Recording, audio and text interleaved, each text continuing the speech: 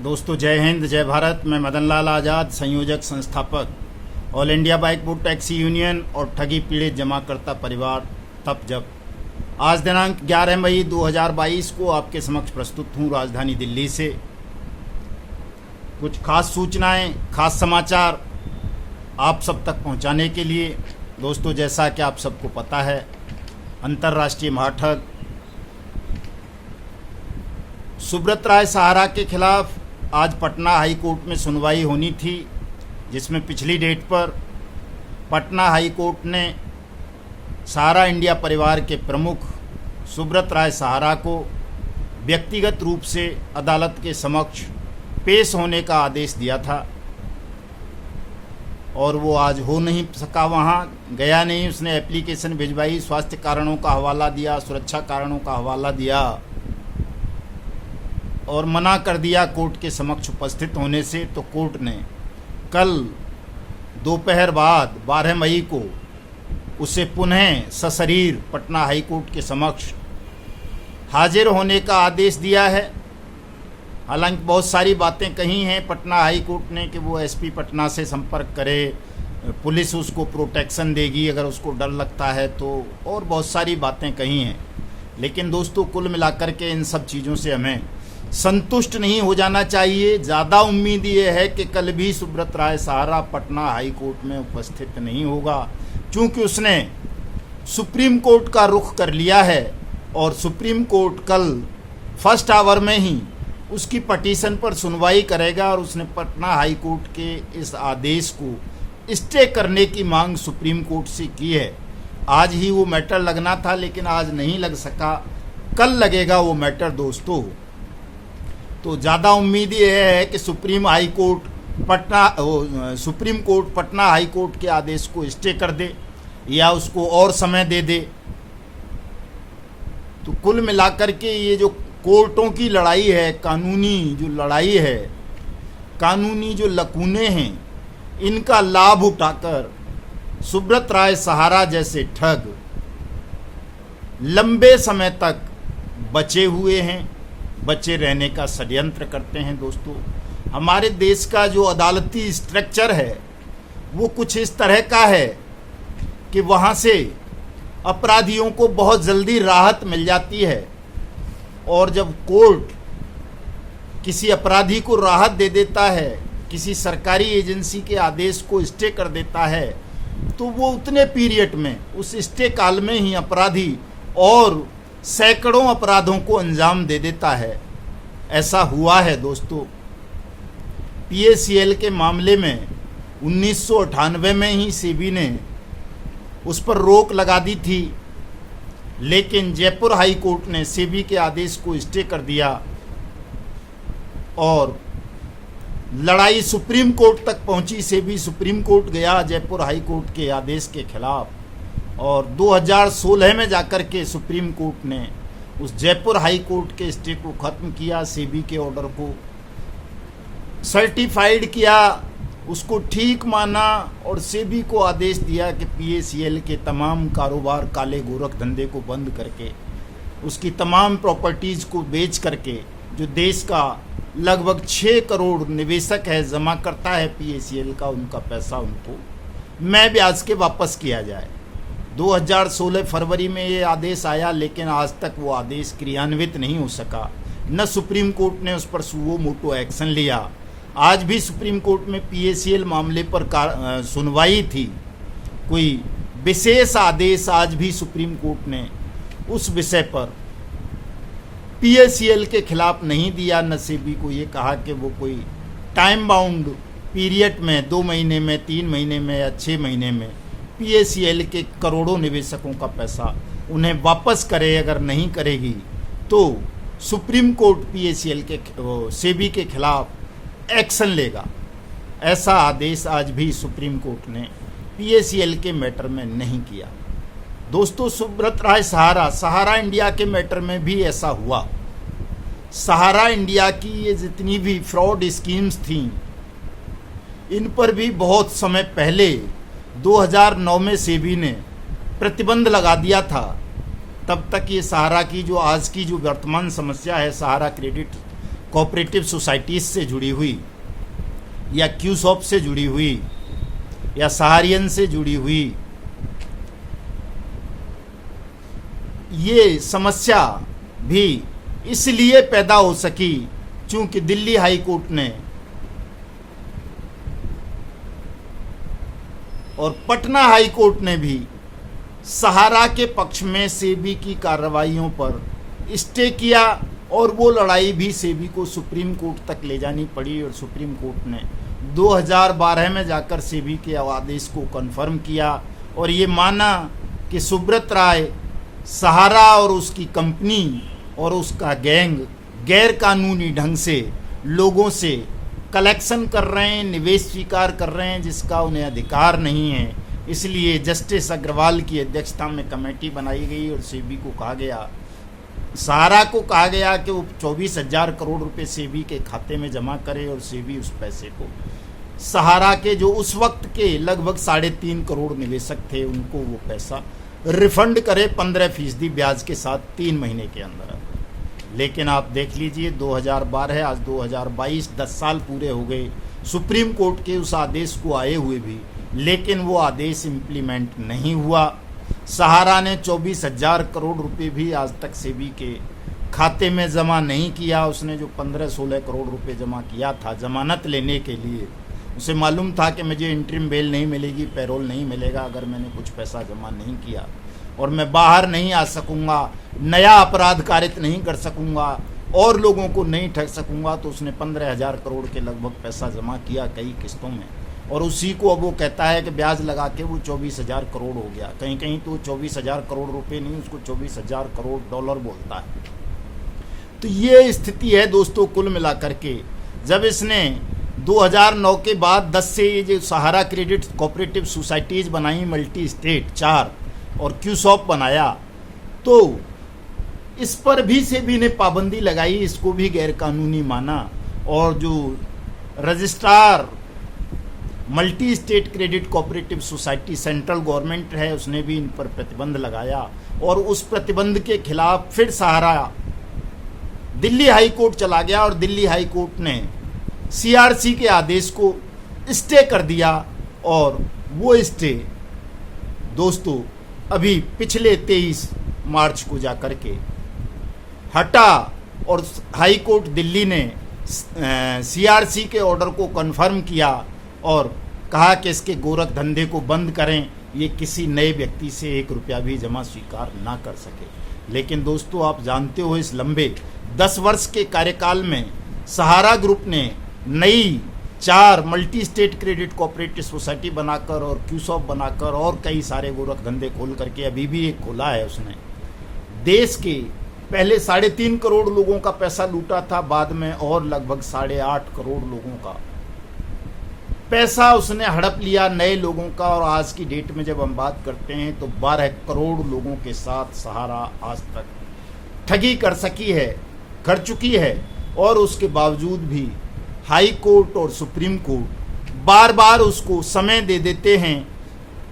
उन्हें पता है जो आम निवेशक है जमा करता है वो भोला भाला है, उनको कानून का इतना ज्ञान नहीं है, उनको मूर्ख बनाया जा सकता है और उनकी अनभिज्ञता और अज्ञानता का लाभ उठाकर ये अदालतें, सरकारी एजेंसीज और जो ठग हैं वो उनके दलाल और उनके एजेंट्स लोगों को गुमराह कर रहे हैं और उनकी मेहनत की कमाई पर ऐश मौज कर रहे हैं, कुंडली मार करके बैठे हुए हैं। दोस्तों केवल सहारा और पीएसीएल की बात नहीं है, बाइक बोट टैक्सी स्कैम दुनिया का सबसे बड़ा इस तरह का स्कैम जिसमें किसी देश के वर्तमान 2 लाख से ज़्यादा सैनिकों के साथ ठगी हुई, उनके खून को निकाल करके बेचा गया। उस स्कैम के भी कई आरोपियों को सुप्रीम कोर्ट ने जमानत दे दी बिना सीबीआई की रिपोर्ट के, बिना सीबीआई के चालान फाइल किए। बाइक बोट टैक्सी स्कैम की जांच अक्टूबर 2021 में सीबीआई के हवाले हुई। सीबीआई ने नई एफआईआर लॉन्च की इस स्कैम में और अभी जांच भी आरंभ नहीं हुई है। अभी खबर आती रहती है कि साहब कल से बयान शुरू करेंगे, परसों से बयान करेंगे। कई बार सीबीआई अधिकारी ये भी कहते हैं कि जी कैंप लगाएंगे, इसमें पब्लिक कैंप लगेगा और सब निवेशकों को बुलाया जाएगा, उनके बयान दर्ज होंगे और इसमें जो भी फर्दर इन्वेस्टिगेशंस हैं, एक्शंस हैं वो होंगे। ये भविष्य की बात है, पता नहीं कैंप लगेगा या सीबीआई पर्सनली स्टेटमेंट रिकॉर्ड करेगी लोगों का या क्या होगी। लेकिन अभी तक सीबीआई ने कोई चालान फाइल नहीं किया बाइक बोट टैक्सी स्कैम के अक्यूज्ड्स के खिलाफ। और उससे पहले सुप्रीम कोर्ट ने जो वेनस मॉल का मालिक था, खानदानी ठग, उसको बेल दी। जो सीईओ था तरुण शर्मा नोबल कोऑपरेटिव बैंक का, उसको बेल दी। एक और वो बिजनेसमैन था, क्या नाम है, नाम मेरे दिमाग से निकल गया, उसको बेल दी। और एक और था, 4 लोगों को सुप्रीम कोर्ट ने बेल दे दी बारी बारी से। जबकि वर्तमान स्थितियों से पहले की अगर हम बात करें तो परंपरा ये रही है कि कोई भी सुप्रीम कोर्ट या हाई कोर्ट या कोई भी ट्रायल कोर्ट ठगी मामलों में ठगी के आरोपी लोगों को तब बेल देता है जब वो ठगी हुई रकम का कम से कम 50% पैसा कोर्ट ट्रेजरी में जमा कर देता है या जमाकर्ताओं को वापस कर देता है थ्रू डीडी। ऐसी परंपरा रही है, ऐसा नियम रहा है, ऐसा कानून रहा है। लेकिन उन तमाम परंपराओं को, तमाम नियमों को, तमाम कानूनों को धता बताकर अब हाई कोर्ट भी और सुप्रीम कोर्ट भी ठगी के आरोपी लोगों को बेल दे देते हैं चालान से पहले ही। जब चालान से पहले तो किसी भी सूरत में किसी भी ठगी के आरोपी को बेल नहीं दी जा सकती। हाल ही में दिल्ली में सीएमएम ने ठगी के केस में बेल दे दी ब्लू फॉक्स मोशन के ठग उसको मनु प्रसाद विक को। आरएमसीएल के मामले में एक ठग को, हरियाणा के को अग्रिम बेल दे दी जबकि चालान फाइल नहीं हुआ, कोई प्रॉपर गिरफ्तारी नहीं हुई। तो इस तरह की ये जो परिस्थितियां बनती जा रही हैं, इनको देख करके, इनका एनालिसिस करके लगता है कि अब तो दोस्तों संपूर्ण क्रांति की आवश्यकता है। हाई कोर्ट और सुप्रीम कोर्ट भी जब ठग बेल मूव करते हैं या ठग कोई भी एप्लीकेशन मूव करें तो ठगों को तुरंत राहत प्रदान कर देते हैं 24 घंटे के अंदर अंदर, 48 घंटे के अंदर अंदर। लेकिन जब ठगी पीड़ित जमाकर्ता विक्टिम सुप्रीम कोर्ट और हाई कोर्ट से राहत मांगते हैं, न्याय मांगते हैं, अपनी मेहनत की डूबी हुई कमाई को विधि सम्मत तरीकों से वापस मांगते हैं, तो सुप्रीम कोर्ट और हाई कोर्ट में उनकी रिट्स पेंडिंग पड़ी रहती हैं। वो लिस्ट नहीं होती, डायरी नंबर तक इशू नहीं किया जाता, महीनों तक, सालों साल उन पर हियरिंग फिक्स नहीं होती, सालों साल उन पर ठगों के खिलाफ कोई एनबीडब्ल्यू जारी नहीं किया जाता, किसी डीजीपी को, किसी डायरेक्टर सीबीआई को, किसी डायरेक्टर ईडी को, किसी कमिश्नर को, किसी आईओ को ये डायरेक्शन नहीं दी जाती कि वो ठग को फला डेट पर हथकड़ी डाल करके अदालत के समक्ष पेश करें। ठगों को बार बार समय दिया जाता रहता है, जिससे ठगों के हौसले बुलंद होते हैं और जमाकर्ताओं के हौसले कमज़ोर होते हैं। देश को लगता है कि उन्हें अदालतों के मार्फत भी न्याय नहीं मिल सकता, उनकी मेहनत की डूबी हुई कमाई उन्हें वापस नहीं मिल सकती। दोस्तों, ऐसी स्थितियों में हमें क्या करना चाहिए, इस पर गंभीरतापूर्वक सोचने की आवश्यकता है। धूल में लठ मारने की आवश्यकता नहीं है, जैसा कि बहुत सारे हमारे नेतागण धूल में लठ मारने का काम करते रहते हैं कि आज उसको घेर लो, कल उसको घेर लो, परसों उसको कर लो, ये कर लो, वो कर लो, ऐसे पैसा मिल जाएगा, ऐसे पैसे मिल जाएगा। दोस्तों, मुझे नहीं लगता कि इन तमाम तरीकों से कोई पैसा मिल पाएगा, क्योंकि बहुत सारे आंदोलन आप लोगों ने पहले भी किए हैं, देखे हैं। पीएसीएल के मामले में कितना लंबा आंदोलन हुआ, सहारा के मामले में आज भी दुनिया भर के आंदोलन चलते रहते हैं। Bike boat hello taxi top ride scam को लेकर के हम खुद लगातार 3 साल से संघर्ष कर रहे हैं, सड़कों पर भी आंदोलन भी कर रहे हैं। दिल्ली हाई कोर्ट में मामला चल रहा है, 20 मई की सुनवाई है, सीबीआई और ईडी को भी उसमें जवाब फाइल करना है। 25 मई को हेलो टैक्सी स्कैम में सुनवाई है। दो बार हम सुप्रीम कोर्ट गए सीबीआई जांच का ऑर्डर करवाने के लिए, रिकवरी के लिए, इन स्कैम्स को लेकर के। उससे पहले भी एक बार जंगल जमीन को बचाने के लिए सुप्रीम कोर्ट में एक PIL हमने फाइल की थी, उस पर ऑर्डर भी आया था। लेकिन मैं कहना ये चाहता हूँ कि इस तमाम प्रक्रिया में बहुत लंबा समय लग जाता है। हम जैसे साधारण लोगों को, जनसाधारण को, जनसामान्य को जल्दी से न्याय नहीं मिलता है। दोस्तों, मैं एक उदाहरण दे करके अपनी बात आपको समझाना चाहूँगा कि 1955 में अत्यावश्यक वस्तु अधिनियम बना, उसको EC एक्ट 1955 बोलते हैं। दोस्तों, उस EC एक्ट को लागू करवाने के लिए उसमें FIR का प्रोविजन था। जिस तरह से अनियमित जमा योजनाएं पाबंदी कानून 2019 संज्ञेय अपराध है, इसका उल्लंघन, इसमें FIR का प्रोविजन है, उसी तरह से EC एक्ट 1955 में भी FIR का प्रोविजन था। लेकिन 1998 तक कोई FIR लॉज नहीं हुई उस एक्ट के तहत।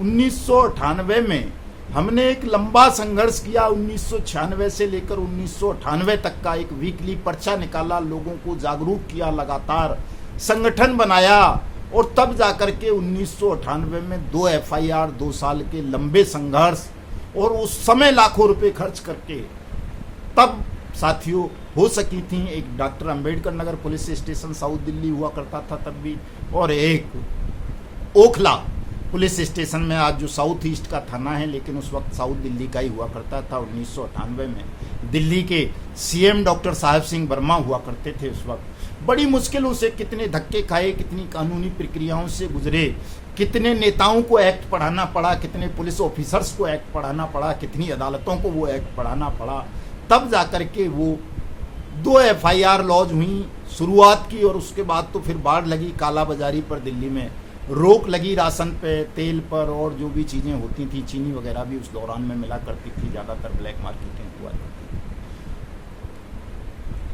थी। एक है वो पर्यावरण एक्ट 1986, उसमें भी बहुत लंबे समय तक FIR लॉज नहीं हुई दोस्तों। तो एक लंबी प्रक्रिया है।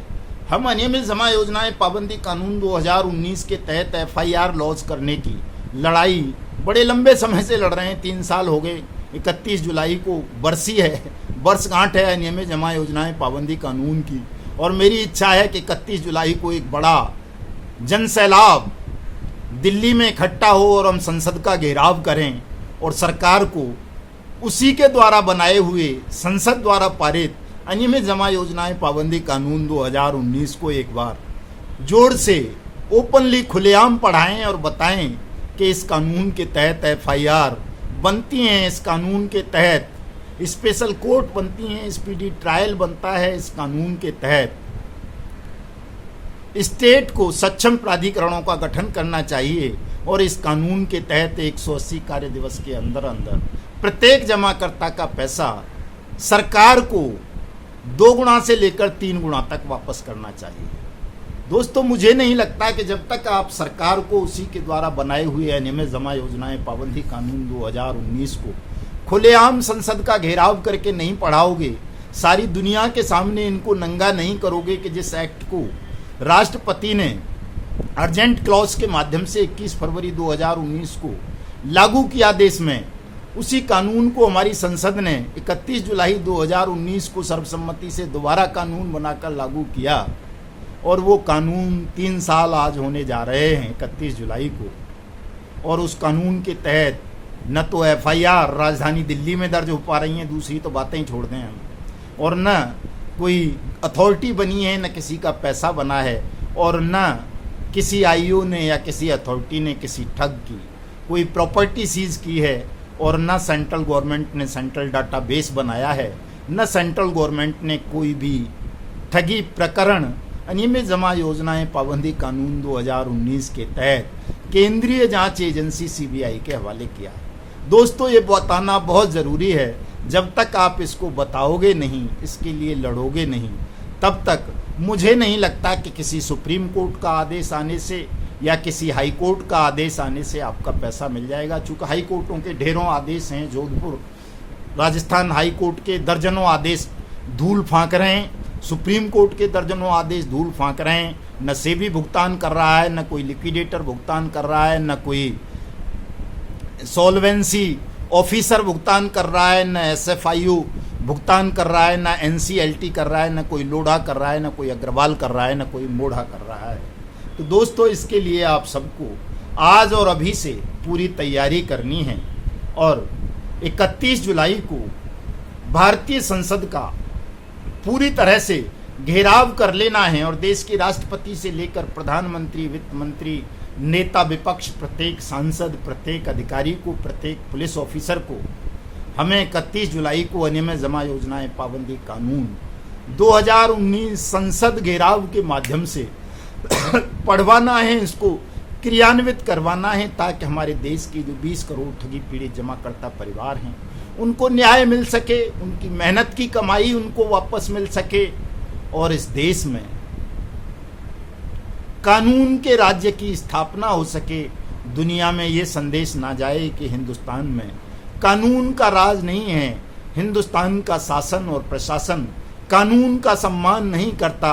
हिंदुस्तान के 20 करोड़ परिवारों को ठगों ने गैंग बनाकर, गिरोहबंद होकर ठग लिया है, लूट लिया है और शासन प्रशासन उनकी कोई मदद नहीं कर रहा, जिस वजह से हिंदुस्तान के 1250 फौजियों ने आत्महत्या कर ली है, लाखों सामान्य नागरिक उन्हें आत्महत्या कर ली है, करोड़ों ठगी पीड़ित जमाकर्ता परिवार आत्महत्या के कगार पर पहुंच गए हैं और सरकार, देश का प्रधानमंत्री, देश का राष्ट्रपति, देश की संसद, देश के पुलिस ऑफिसर, देश की CBI, देश की अदालतें कानों में रुई ठूंसकर सो गई हैं और उनको लगता है कि इस देश के गरीबों को न्याय देना उनका दायित्व नहीं है।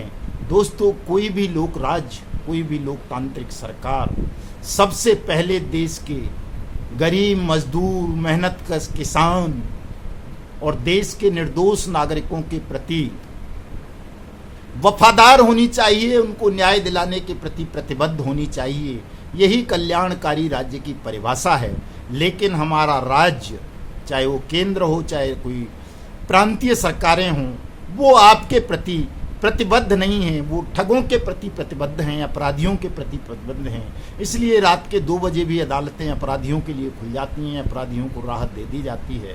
लेकिन हमारे देश की अदालतें, कार्यपालिका, संसद, विधानसभाएं जिन लोगों ने गठित की हैं, जिनके वोट से ये बने हैं शासक देश के, उनके हितों की कोई परवाह नहीं है।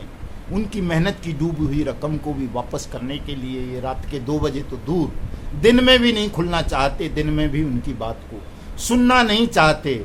जिन चीज़ों पर सुओ मोटो एक्शन, स्वविवेक से निर्णय हमारे देश के सुप्रीम कोर्ट को लेना चाहिए था, हमारे देश के प्रधानमंत्री को लेना चाहिए था, हमारे देश के राष्ट्रपति को लेना चाहिए था, हमारे देश की तमाम हाई कोर्ट्स को लेना चाहिए था, उन मामलों में हजारों याचिकाओं के बावजूद, लाखों ईमेल, करोड़ों ट्वीट्स, करोड़ों पत्र, करोड़ों पोस्ट कार्ड के बावजूद कहीं कोई संज्ञान नहीं लिया जा रहा, कहीं कोई त्वरित कार्रवाई नहीं हो रही, कहीं कोई टाइम बाउंड एक्शन नहीं हो रहा, कहीं कोई ऐसा आदेश नहीं आ रहा कि यदि इतने समय के अंदर अंदर ठगी पीड़ित जमाकर्ताओं का भुगतान नहीं किया तो कोई सुप्रीम कोर्ट या कोई हाई कोर्ट या कोई एजेंसी किसी ठग को बचाने वाले ऑफिसर को या एजेंसी को या किसी चीफ सेक्रेटरी को जेल भेज देगी, उसको दंडित करेगी जुर्माने से। ऐसा कोई आदेश नहीं आ रहा दोस्तों। केवल झूठे आश्वासन, झूठे प्रलोभन दिए जा रहे हैं और धीरे धीरे मामलों को खींचा जा रहा है ताकि आपकी मेहनत की रकम पर इस देश का बेईमान सिस्टम अय्याशी कर सके। इस देश के ठग आपके पैसे से विदेशों में प्रॉपर्टी खरीद सकें, विदेशों में अय्याशी कर सकें। दोस्तों, इन भयावह परिस्थितियों को तोड़ने के लिए आप सबको संगठित होने की आवश्यकता है, समन्वित प्रयास, समन्वित आंदोलन करने की आवश्यकता है। दोस्तों, मैं आप सबसे अनुरोध करूंगा इस वीडियो संदेश के माध्यम से कि मेरे इस वीडियो संदेश को ज़्यादा से ज़्यादा लोगों तक पहुंचाएं, ताकि वो जागरूक हो सकें और उन मूर्खों से, ठगों के दलालों से सावधान हो सकें, सजग रह सकें, अपने भुगतान की लड़ाई को अनियमित जमा योजनाएं पाबंदी कानून 2019 के माध्यम से लड़ सकें, अपना भुगतान पा सकें। इसके लिए आप इस वीडियो संदेश को वायरल करेंगे, हमारे न्यूज़ चैनल युगांतर न्यूज़ को सब्सक्राइब करेंगे, हमारे ट्विटर हैंडल युगांतर न्यूज़ को फॉलो करेंगे और अपनी अपनी कानूनी कार्रवाई तमाम साथी अनियमित जमा योजनाएं पाबंदी कानून 2019 के तहत अवश्य करेंगे।